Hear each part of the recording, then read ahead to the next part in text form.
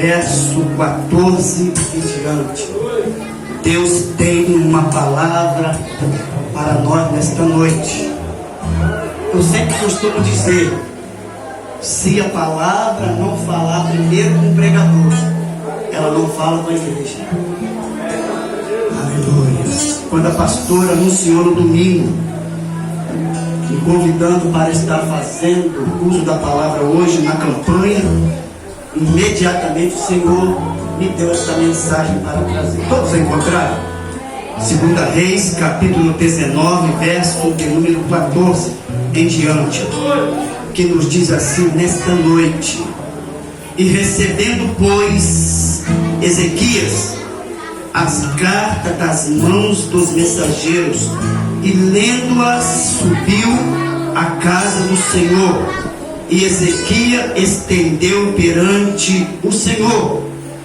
E orou Ezequias perante o Senhor e disse: ó Senhor, Deus de Israel, que habita entre os querubins, tu mesmo, só tu és Deus de todos os reinos da terra. Tu fizeste o céu e a terra. Inclina, Senhor, o teu ouvido, ouve e abre, Senhor, os teus olhos, e olha e ouve as palavras de Senaqueribe, que ele enviou para afrontar o Deus vivo. Verdade é, ó Senhor, que os reis da Síria assolaram as nações e as suas terras, e lançaram seus deuses no fogo, porquanto deuses não eram, mas obra da mão de homens, madeira, pedra, e por isso os destruíram. Podemos tomar assento, em nome de Jesus. Meus amados irmãos, minhas amadas irmãs, Igreja do Senhor, estamos diante de um texto que vai falar de oração. Busca.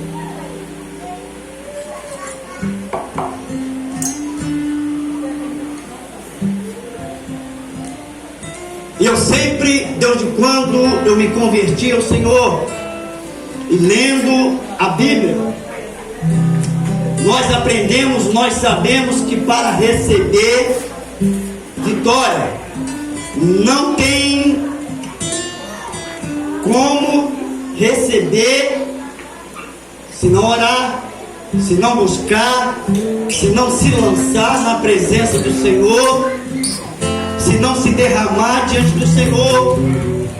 Que o primeiro passo é lançarmos aos pés do Senhor para recebermos vitória, para alcançarmos aquilo que estamos querendo da parte de Deus.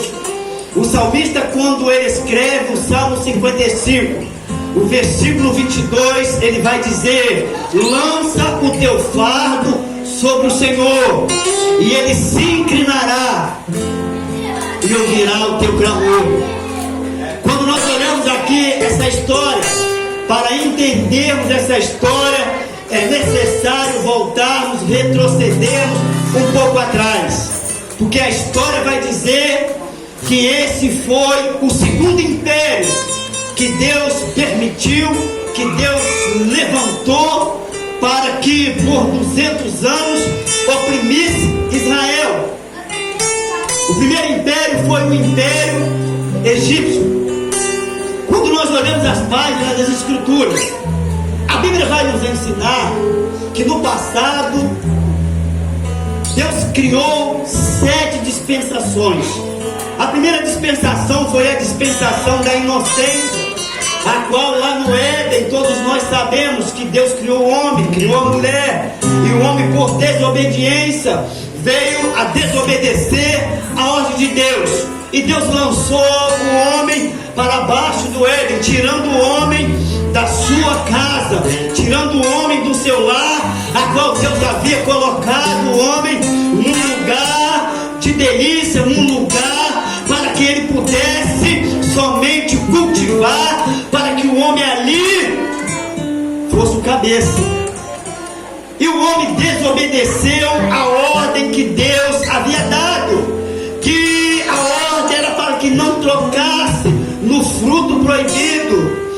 pecado não estava no fruto, mas o pecado estava na desobediência do homem. Deus colocou o homem para testar, mas Deus já sabia que o homem não ia obedecer. E Deus cria a segunda dispensação, que é a dispensação da consciência. O homem passou a pecar consciente. Mas quando nós olhamos dentro da Bíblia, no decorrer do livro de Gênesis, Deus olha do céu, Deus vê uma nação, e Deus escolhe aquela nação, e Deus dentro dessa nação levanta os patriarcas, para que do patriarca Jacó Deus desse um nome àquele povo a qual ele havia escolhido, e através do patriarca Jacó ali saiu as 12 tribos, a qual ali Deus também deu o nome de Israel. E Deus separou esse povo. Deus queria que esse povo fosse um povo diferente. Deus queria que as nações vizinhas olhassem para aquele povo e se espelhassem naquele povo e soubessem que aquele povo tinha um Deus diferente, tinha um Deus fiel, tinha um Deus poderoso, tinha um Deus que zelava, que guardava, que cuidava daquele povo. Mas o povo, irmão, não queria. O povo queria ser igual às outras nações. E a Bíblia vai dizer que no tempo do Egito, o povo de Israel viveu cativo 430 anos. Mas o povo, irmão, estava clamando. O povo estava cansado de viver aquela humilhação. Aquele povo estava cansado de ser humilhado, de trabalhar de sol a sol, trabalhar dia a dia, debaixo de chicote, comendo pão, bebendo água e sendo escravo. E aquele povo resolve começar a clamar. Aquele povo começa a clamar ao Senhor, e o Senhor do céu olha, e Deus resolve levantar um libertador. E Deus pega Moisés, e leva Moisés no monte. E quando Moisés chega no monte, Deus palestra com Moisés. E aqui eu já começo a trazer uma revelação para as nossas vidas da parte de Deus. Eu não sei o que você está passando, eu não sei o que acontece dentro do seu lar, mas uma coisa eu trago nesta noite da parte de Deus para as nossas vidas: descanse, confie. Sabe por causa de quê, irmão? Assim como Deus olhou do alto, olhou para Moisés, Deus mandou Moisés descer. Mas antes de Deus mandar Moisés descer, Deus falou assim: Moisés, eu tenho visto a aflição com que meu povo tem sido afligido, e eu tenho ouvido o clamor do meu povo, e eu resolvi, me levantei e vou descer para dar vitória ao meu povo, para tirar o meu povo das garras de Faraó, e vou fazer uma promessa, e vou levar esse povo para uma terra que não há leite,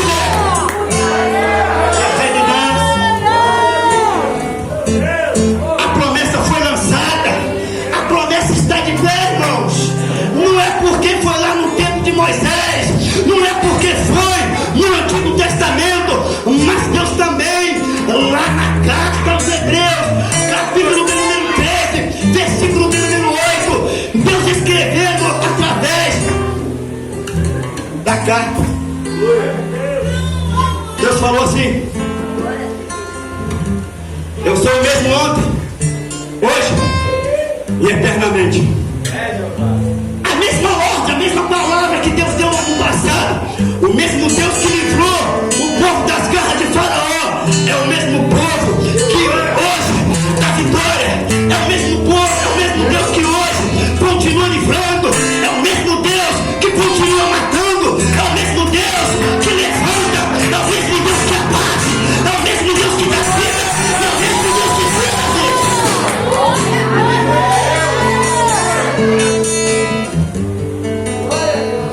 E Deus levanta o segundo império, que é esse aqui, o Império Assírio, um dos piores povos no passado, que quando conquistava o seu inimigo, o rei pegava os seus inimigos, despedaçava, arrancava um pedaço e pendurava na cidade para todo mundo ver, para todo mundo temer aquela nação. Eu costumo dizer uma coisa, irmão, quando eu leio Bíblia, o meu coração se alegra. Sabe por causa de quê? Eu tenho medo do soberbo. Eu tenho medo do crente que ele acha que é alguma coisa. Eu costumo dizer que é conhecer o homem, dá poder para ele. Dá corda para ele, que você vai saber quem ele é. Dá um conta-gota para ele, dá um pinguinho na cabeça dele, que você vai ver quem ele é. Daqui a pouco a asa cresce. Daqui a pouco o tupete levanta. E daqui a pouco ele começa a achar que ele é melhor do que você. É igual a pastora falou aqui no domingo. Não aprendeu nem a caminhar. Ainda está engatinhando ainda. E já quer sair correndo. Não aprendeu ainda que como Deus usou falando no Evangelho de Lucas, no capítulo 24, versículo 49, Jesus, antes de ascender ao céu, Jesus olha para os discípulos e diz assim: ficai em Jerusalém, até que do alto seja revestido de poder. Tem que ficar em Jerusalém, tem que esperar. Quer vitória? Aprenda a esperar. Costumamos a dizer, fica no Salmo 40, mas eu trago uma palavra nova para você. Sai do Salmo 40, vai para Eclesiastes 3. Para tudo tem um tempo determinado, para todos os propósitos tem um tempo determinado. Às vezes você acha que está no tempo de Deus, você acha que ainda completou a onda, mas se Deus não deu a ordem, é porque ainda falta alguma coisa.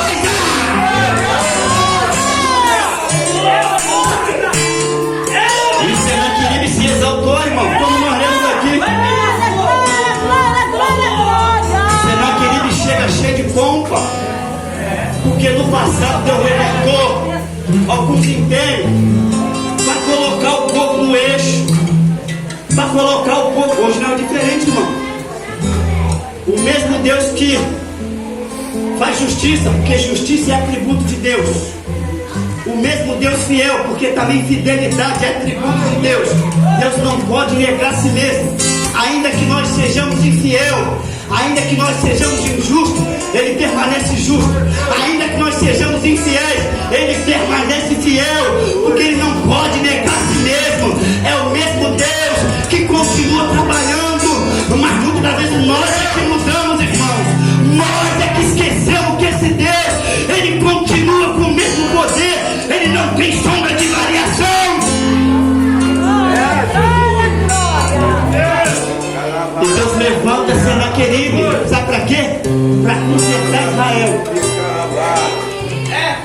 Às vezes Deus permite alguma coisa na nossa vida, irmão, para parar as arestas, para mostrar que nós estamos largos demais, para mostrar que nós estamos altos demais, para mostrar que nós precisamos baixar um bocadinho, para mostrar que nós precisamos de descer um bocadinho, porque grande é Ele, poderoso é Ele, igual para assim, o poder é dele, tudo é para Ele, tudo é dele, você é dele, e ninguém toca, ninguém toca, ninguém toca, ninguém toca, porque você, nós, somos propriedade particular, peculiar do Senhor, e aquele que é dele, ele não deixa o maligno tocar.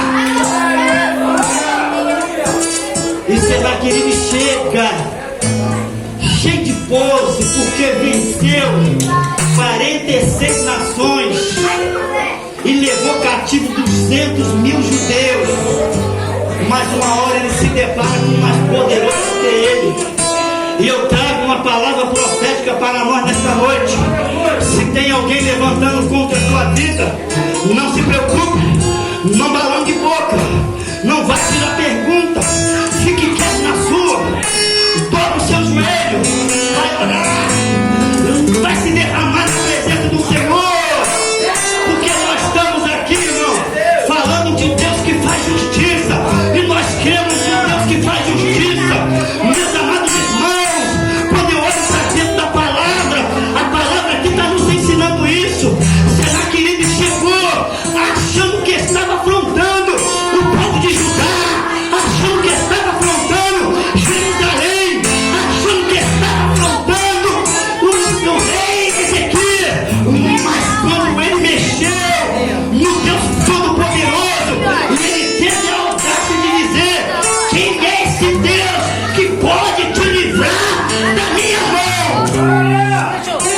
ponto chega a arrogância do ser humano, irmão. Achar que ele é mais do que Deus. Quem é esse Deus que pode livrar você da minha mão?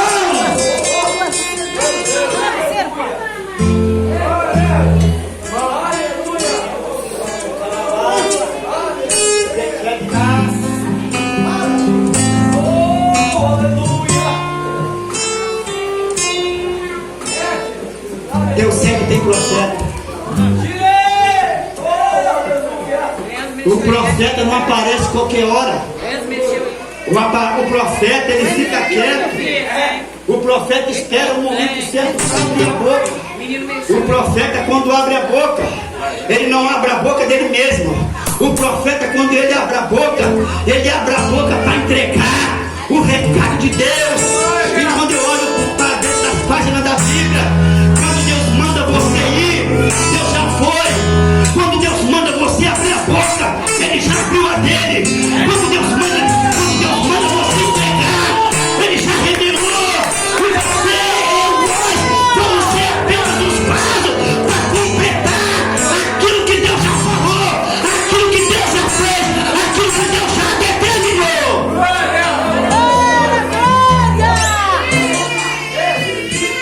Ele chega cheio de pompa, porque venceu 46 nações, destruiu os deuses daquelas nações todas. Mas ele se depara com um servo humilde. Ele se depara com um servo que crê naquele Deus que está lá em cima. E a coisa mais terrível da vida dele foi quando ele afrontou o Deus vivo. Ele assinou a sentença dele de morte.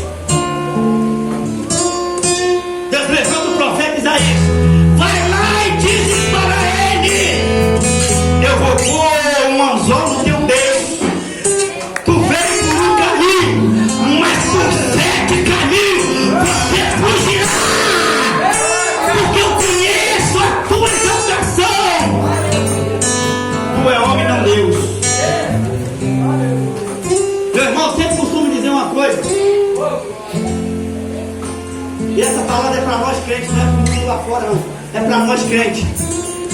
Quando o crente chega lá em cima, quando ele chega no patamar, que ele começa a achar que ele é melhor do que eu, que ele é melhor do que você, ele está dando meia volta para cair. Ele está dando meia volta para começar a descer. Porque eu aprendo dentro da Bíblia, sabe o que, irmão? Creio no poder de Deus. Eu creio na oração que Ana fez em 1 Samuel capítulo 2,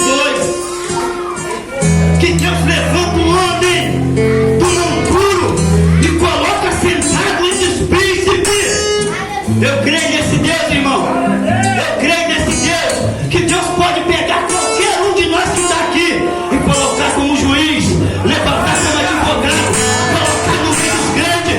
Mas quando eu olho para isso, eu aprendo uma coisa: quando Deus tirar você da onde você está, não esqueça do lugar que você saiu. Não esqueça quem esteve do seu lado. Não esqueça quem estendeu a mão para te ajudar. Quando Deus te exaltar, olhe para aqueles que estão lá embaixo.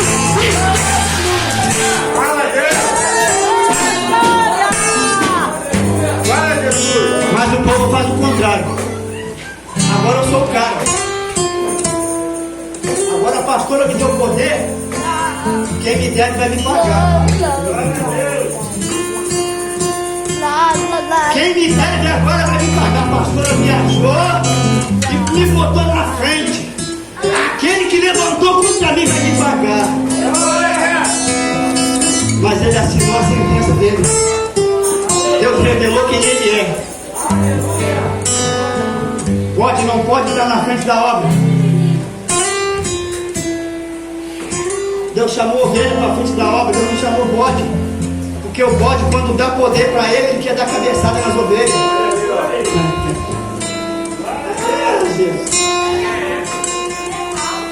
O bode, quando dá poder para ele quer humilhar a ovelha. Ele quer matar a ovelha. Mas fazer na vida. Quero ser fiel no que Deus colocou no meu coração para trazer para nós. Amo Bíblia. Amo Bíblia. Da onde Deus me tirou. Deus disse assim para mim: te deu o dom da minha palavra, não sabia nem o que era isso. Te levantei como pastor. Eu, para mim, pastor, tinha que ter dinheiro.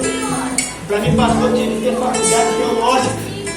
Hoje, pela misericórdia, eu tenho uma faculdade teológica. Hoje, pela misericórdia, Deus me honrou.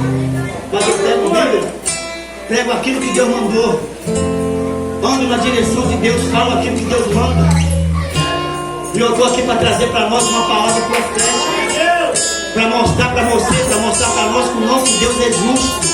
Que o nosso Deus é fiel.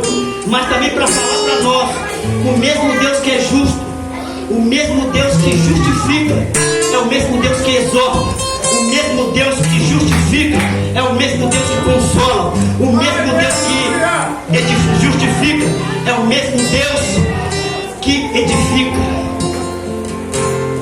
Consola, exorta e edifica. A exortação, meus irmãos, de Deus, não do homem. Porque a exortação do homem, ele vai naquilo que ele sabe da sua vida. Ele usa uma palavra para falar da sua vida, para bater na sua vida.